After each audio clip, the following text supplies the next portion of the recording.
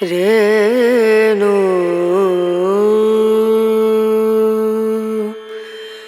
রে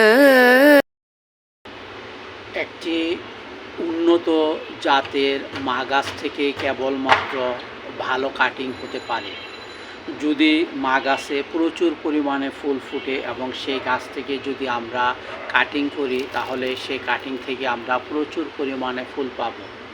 তাই কাটিং করার ক্ষেত্রে অবশ্যই মা গাছের ভূমিকাকে প্রাধান্য দিতে হবে, অর্থাৎ মা গাছের বয়স এবং মা গাছের ফুল কতটুকু আসে বা কী পরিমাণে আসে, যদি আমরা সেই দিকে খেয়াল রেখে মা গাছ থেকে একটি উন্নত জাতের মা গাছ থেকে কাটিং করি তাহলে আমাদের সেই কাটিংটা সফল হবে এবং প্রচুর পরিমাণে ফুল ফুটবে।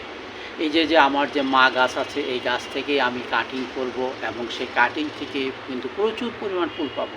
আমার এই গাছটিতে প্রচুর পরিমাণে ফুল ফুটে আছে, এই গাছটিতে প্রচুর পরিমাণে ফুল ফুটে আছে।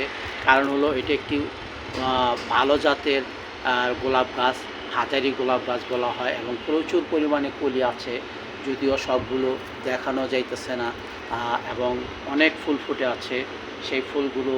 এবং এটা একটি ভালো জাতের গাছ দেখেই আমি চয়েস করেছি এই গাছ থেকে কাটিং করব। এবং এই কাটিং কিভাবে সফল হয় এবং এই কাটিংকে আমরা যদি গোবর সারে রোপণ করি তাহলে খুব সহজেই কিন্তু কাটিং থেকে চারা গজায়। রেণু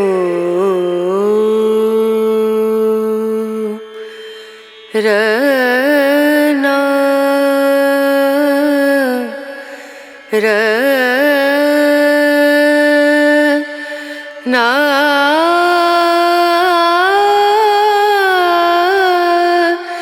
না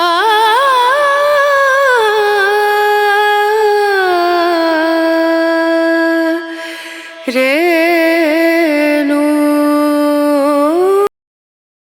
বৃষ্টির দিনে যে কোনো গাছের ডালা রোপণ করে দিলেই গাছ হয়ে যায়, তাই বৃষ্টিকে ভরসা করে গোলাপ গাছের ডালা রোপণ করে দিলাম।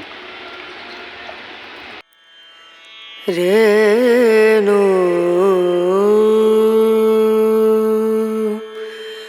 রেনা রে না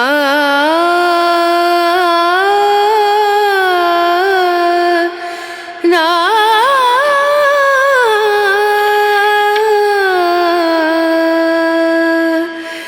রেণু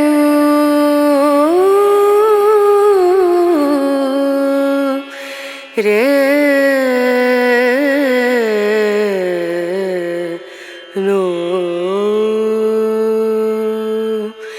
dim dum da da da dim da da da dim dum da da da dim da da dim dum da da dim dum da da da dim da da da o da ni da da ni da na da da na na o da ni da ni da na da da na na